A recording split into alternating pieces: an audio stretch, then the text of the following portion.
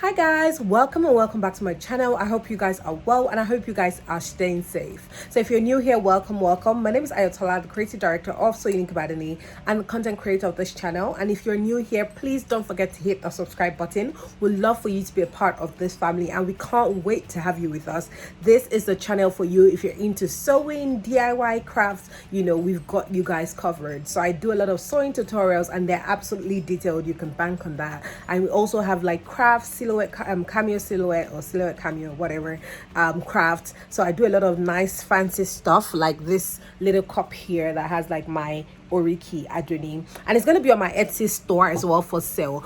Also, I have a summer workshop going on, so check out the description box for the details. So this video I'm going to be showing you guys how to make the pants that I'm wearing, and I'm going to show you the pants in a little bit. This pants is actually going to be a two-piece set, so it has a wrap top for it, and that video is going to be out next week. However, in this video I'm going to be showing you the pants on its own, and the pants you can literally just wear it without the top, and again, like I said, you can wear it with the two-piece set. All right guys, without further ado, let's get into it. And again, don't forget to subscribe. Thank you.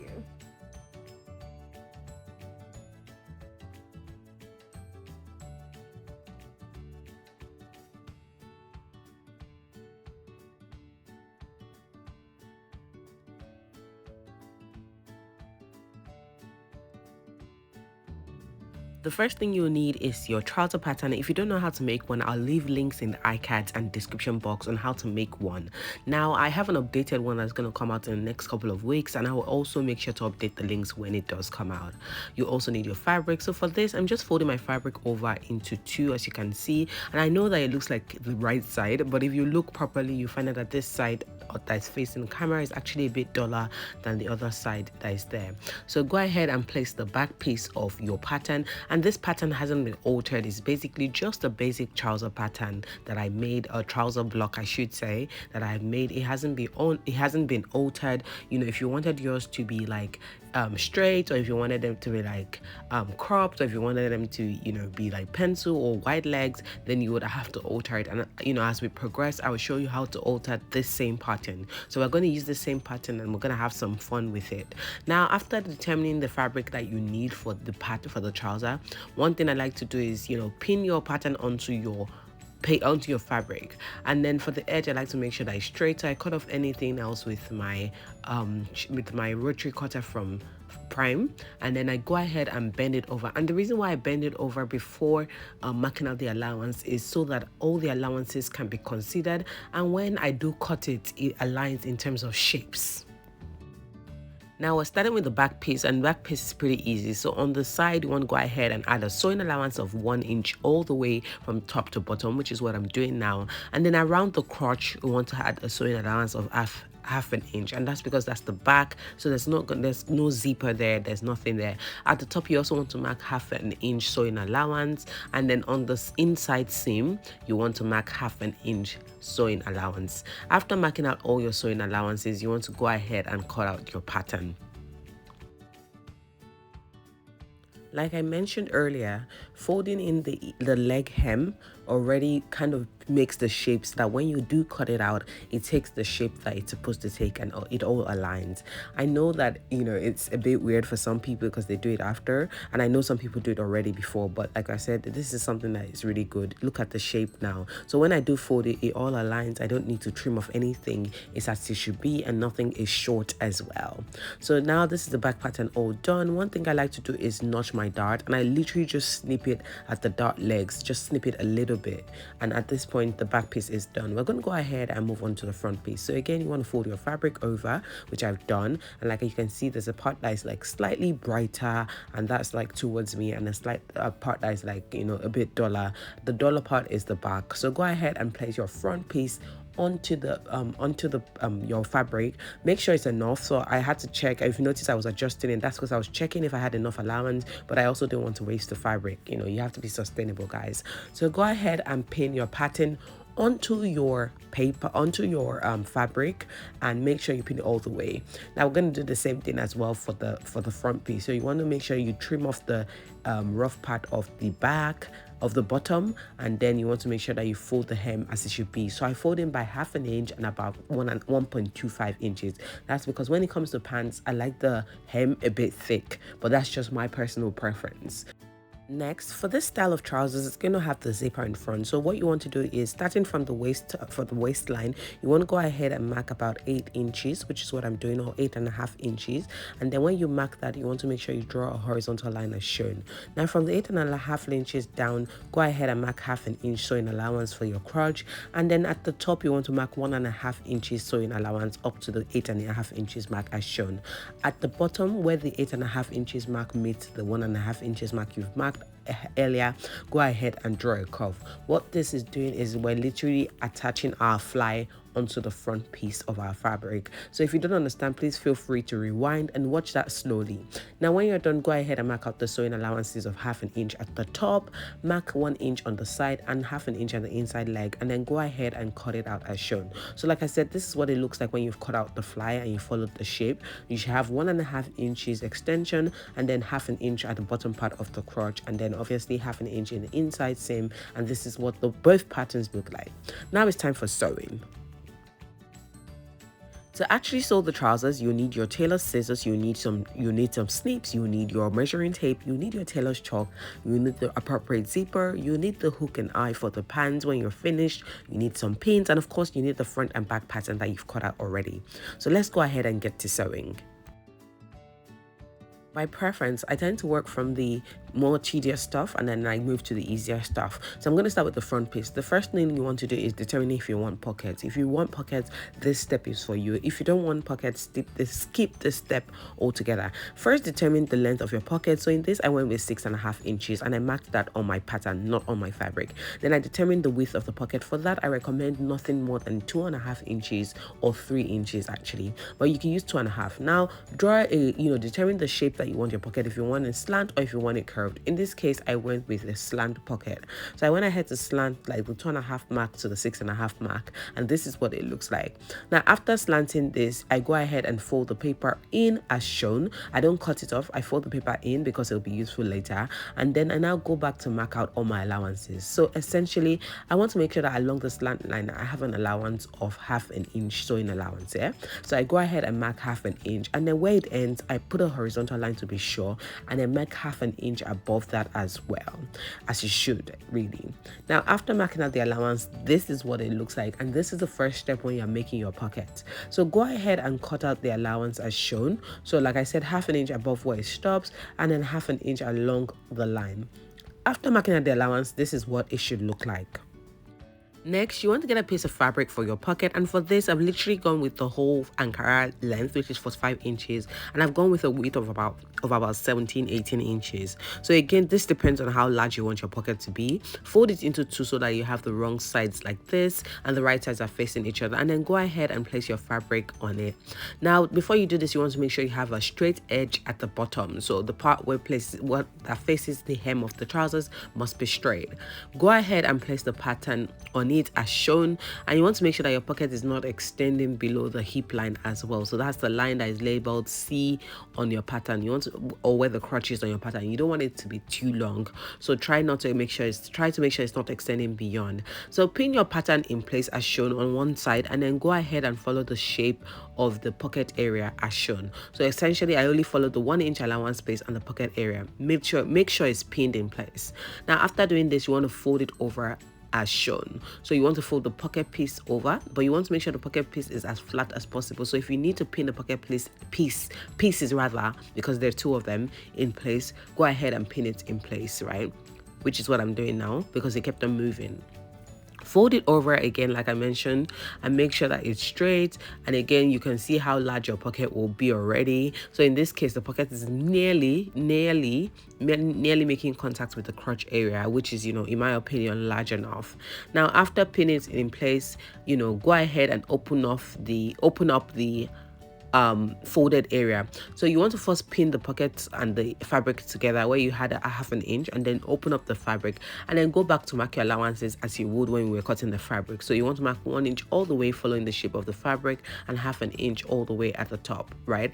I know it's a bit confusing, but like I said, if you need to watch this again, watch this again. Now what I do, which is my preference, is to notch where your pocket should end, which is the 6.5 inch mark on the fabric. Now it'll be lower than 6.5 because of the presence of the sewing allowance, but but go ahead and notch where the pocket should end. Also, like I said, always start with notching your dart. So to start off sewing, I'm going to unpin my pattern, and then I'm going to make sure that I mark my dart out. So this is what it looks like when the pattern has been unpinned. Now I'm going to separate the pocket pieces from the main fabric pieces. So I have the pocket pieces at the top and the main fabric pieces at the bottom. Now as you can see, they both have the same side, which is where they will meet each other. But let's start from sewing the dart. So go ahead and sew your dart.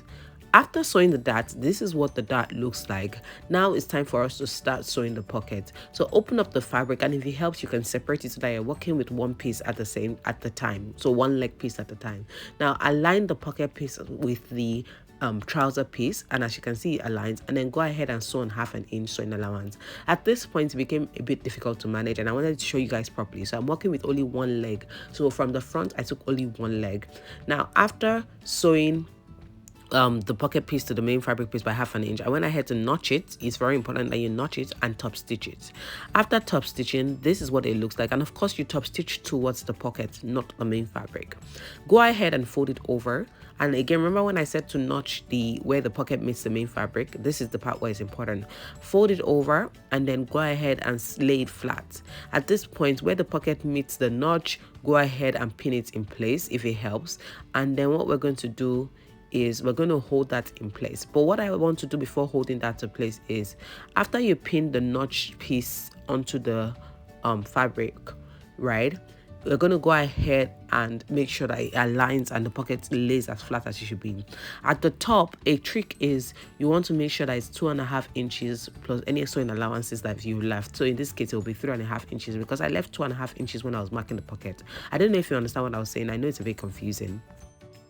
Moving on, at the base of the pocket, go ahead and sew it by 1/2 inch sewing allowance so that nothing drops when you're putting stuff in your pocket. So sew that by 1/2 inch sewing allowance as shown, and then go ahead and tack, like I said, the pocket edge and the pocket side in place. This is something that I've learned to do, and this is what it looks like after tacking. I basically just hold it in place with a couple of back stitches with the sewing machine, and this is what the base looks like as well. I've held it in place. So after doing that for one side, go ahead and repeat all the steps for the other side as well. So exactly, you want to place the other side, or it's still the front but the other side on the table. Go ahead and align the pocket piece to it, pin it in place if you need to, and then go ahead and sew it by 1/2 inch. After sewing, you want to make sure you notch and then top stitch, and then after that you want to go ahead and fold it over. You want to stitch the pockets in place, and then you want to go ahead and close the base. Now that has been done for both pieces, you want to go ahead and lay them flat on the table. I tend to pin them around the crotch area so that I have a perfect view and it's placed properly. Now starting with the hem, go ahead and fold it over by 1/2 inch, and then 1/4 inch. Like I said, this is what I left for sewing allowance. It depends on what you leave, and then go ahead and hem it in place. The reason why this method works perfectly for me is because, like I said, when I was cutting it, I went ahead to fold it over. So in terms of like having any pieces sticking out, I don't have that problem because it aligns as it should be. So go ahead and do this for your hems, and then hem your, go ahead and sew the hem in place. I decided to zoom in closer so you guys can get a view of what I mean. I don't even see, but the hem isn't straight. So this is what it looks like when I fold it. All the pieces align perfectly as they should be, because at the end of the day, when I was cutting it, I cut it, while it was folded. So it just gives me the perfect, alignment. When it comes to sewing, one thing I'm particular about and one thing that makes you stand out is how you finish your clothes. And of course, when it comes to finishing, you need an overlocker to give the perfect finish. This overlocker from Janome is absolutely amazing. It's called the Janome Air Thread 2000D Professional Overlocker, and it's absolutely professional. You guys just saw the finishing that I showed you guys now. It looks really good. It's professional, and the only thing that would have even made it better is if I used the matching color thread. However, I was being lazy. This is not an advert. This is by far the best overlocker that I've ever used. So all my OGs, you guys know that I always overlock the pieces, and then after doing that, you want to go ahead and align your pieces together so that they match, so all the crotch areas match. Now the next thing to do is to determine what zip you're going to use, and in this case I'm using the smaller zip, which is blue, unfortunately. Then go ahead and mark out where the zip will be ending, and then from that point you want to go ahead and mark out the 1/2 inch for the crotch. If your zipper is, if you need to extend that point a little bit, make sure you take into account the 1.5 inch for the fly fly area. Now go ahead and sew that piece in place. After sewing, this is what it looks like. We're going to start with the zip installation. To do that, you want to take the left side of the front piece, and then you want to go ahead and mark 1.5 inches from the fly area up until where you sewed for the crotch, right? Now after marking that, you might wonder why we're not doing anything with it. We're just marking it so that we have it in place for the future. We're actually going to be installing the zip, but we're not going to sew it on the 1.5 inch mark. Like I said, that's just to guide us through where the fly will be. Now you want to go ahead and mark 1 inch from the edge inwards, and this 1 inch is actually where we're going to sew the zipper on. So go ahead and mark 1 inch again from the front inwards, and then sew your zipper onto that point. Now this is what it looks like after the zipper has been sewn to the 1 inch point, and I just checked and I just saw that it's 1 inch. Now on the other side, put your fabric as lay your fabric on the table so that it's comfortable. Now I decided to make sure the right side is facing the table, and on the other side you want to mark 1.5 inch as well. After marking 1.5 inch on the other side, go ahead and pin the zipper in place as it should be, and in this case you're actually sewing the zipper on the 1.5 inch. Now remember earlier we sewed the zipper on the 1 inch. In this case it's going to be on the 1.5 inch, and what that does is so that we have actually the first part that we did folding over. After sewing the zipper on the 1.5 inch, this is what it looks like. I'm checking all my measurements again so you guys can see, and now the zipper is done. Go ahead and pin the pocket piece in place so that it's not interfering, and that's if you have a large pocket like this one. My pocket is literally getting up to the crotch area, as you can see. Now the next thing to do is to zip it up, and we're going to sort out the fly area. So go ahead, iron it in place if you need to, and then pin it in place so that you have the perfect fly or crotch area. Now I'm pinning it in place, and I'm going to zoom in closer in a sec so you guys can see what I'm doing. Alright guys, so now that we're up close and personal and I've pinned everything in place, this is what it looks like. Now the next thing to note is where the zipper stops. You don't want to be sewing on the zipper metal. I checked that at the back, and I went ahead to make a mark where I wanted to stop, and then from there I went ahead to mark out my fly or my crotch width, and I decided to use a width of 1.25 or 1 inch 1/4. After marking out the fly width, as you can see, I went ahead to draw a curve at the bottom, and then I went ahead to sew it in place. Now this part, a couple of people find it difficult. One thing you want to make sure is when you're sewing, you don't have anything at the bottom so your pocket is not obstructing it, and then you go ahead and sew following the chalk guide marks. Now I like to do double stitches, just sew it twice, but you have to make sure that the stitches align. And again, as usual, I'm using my regular Janome HD9 heavy duty professional sewing machine, another beast. And you guys, it might seem like I'm actually doing adverts for them, but I promise you these sewing machines are game changers. Since I've had them, I've literally not used any other thing, and they do any kind of fabric that I've had to work with. Absolutely amazing. Now that that's all done, here's what it looks like. The next thing to do is to make sure you clean out the chalk marks so that you have it in place. But one thing that you have to check at the bottom is that it actually catches the fly area, which it did. So like I said, clean out the chalk marks, and you don't need to add water or anything. I'm literally just using scrap fabric, and I'm just kind of blurring it out, or blotting it out I should say.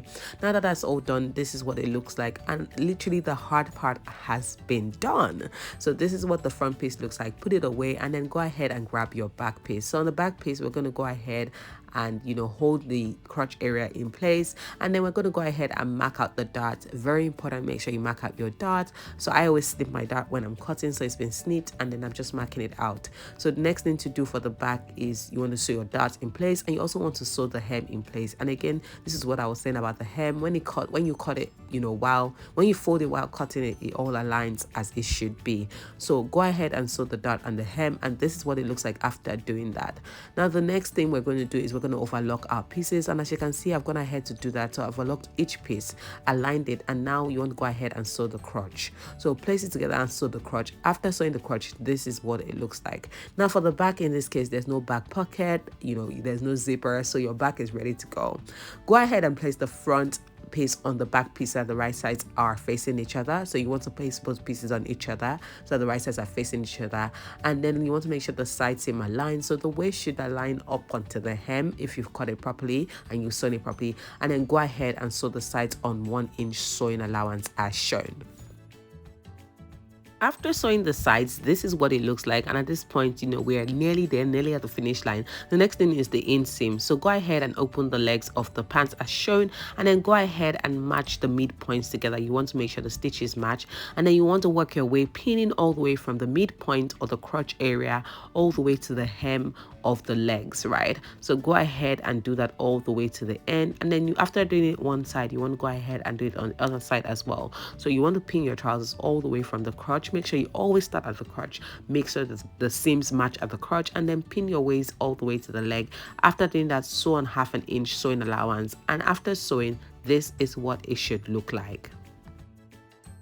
So at this point, you have this trouser is literally done. I'm just checking the tie area to make sure that it aligns and is fine with my tie, and it actually is. The next thing to do is to measure out the waist, and you should have 1/2 inch larger than your regular waist because of the fly area that sticks out. So remember that we sewed it on 1 inch instead of 1.5, and then it just kind of folds over. That's why we have an extra 1/2 inch. Go ahead and cut out a band, a piece of fabric for your band, and for this, my trousers, I wanted the band to be really small, so I'm going with a band width of about less than 1 inch when you're done, really. So in total, I cut out a band inch of about 3 inches. However, if you want a bigger band, I would say use about 4.5 or 5 inches. And then after cutting out, you know, that piece of fabric, I went ahead to reduce it to the desired length that I wanted, which will be your waist length, and in this case it was 32.5 that I measured. Now after you have your 32.5 divided by 2, you mark that point. Remember to add 1/2 inch for closing the band at the edge, and then another 1/2 inch so that the band sticks out for the hook area. After doing that, this is what it looks like. I decided to make sure to add interfacing onto my band so that the band is like thick and is stable. Also, one trick that might help you is, because you're going to have to sew 1/2 inch later on, you can go ahead and fold the band 1/2 inch at the bottom and at the top, and then go ahead and iron that in place. I find that that really helps many people. Okay guys, so moving on, you want to go ahead and fold the band into 2 so that the right sides are facing each other, and you want to sew the ends on 1/2 inch sewing allowance. After sewing, you want to make sure you trim off the excess as shown.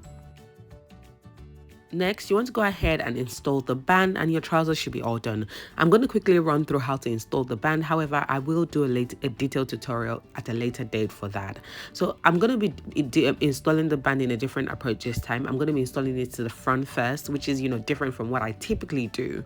So to do that, you want to make sure that the band aligns with the fly area, or the edge of the band that we sewed earlier on 1/2 inch aligns with the fly area. And again, like I said, you're pinning this to the front, and you're making sure to use the 1/2 inch that we ironed in earlier so that it's, you know, as a guide. So go ahead and pin that from the fly area all the way to the end of the fabric, and if you've done this properly, at the end of the fabric you should have about 1 inch sticking out, and this would be like where your hook and eye rather stays put. H factor from Ibadan sneaking out, guys. Anyway, like I said, you should have the 1 inch sticking out, and that's what it looks like. So go ahead and sew it in place, and that's where the ironing, you know, comes in place. Now after sewing, you know, like I said, this is the right side, so it looks really nice, you know, it's clean. Go ahead and fold it over to the wrong side, and like I said earlier, I didn't show this properly, but I'm gonna make sure to make a separate video on this. And then go ahead and fold this over. So again, we folded in 1/2 inch on the wrong side, on the other side. So go ahead and fold it over, and then pin it in place on the insides, which is what I'm doing as well. And what the trick is this: when you're done pinning it in place, when you're going to sew it, you're going to be sewing it on the right side, but you want to make sure that when you sew it on the right side, it catches it on the wrong side, and the seam on the right side is actually not that visible. Like I said, tricky, but we'll get a detailed tutorial. So if this is not convenient for you, however you find to install your band easily, go ahead and install it. But after sewing, this is what it looks like. As you can see, there's no stitch on the right side that is visible. However, there's a stitch that is hidden in between the band and the trouser bit. Alright guys, we've come to the very end of the tutorial. Thank you so much for watching to the end. I hope you enjoyed it, and I hope it was worth your while. Please don't forget to share. Sharing these videos really helped me. Give it a thumbs up and leave your comments on that. If you haven't subscribed, make sure you subscribe, and I'll see you next week. Bye, and have a good week.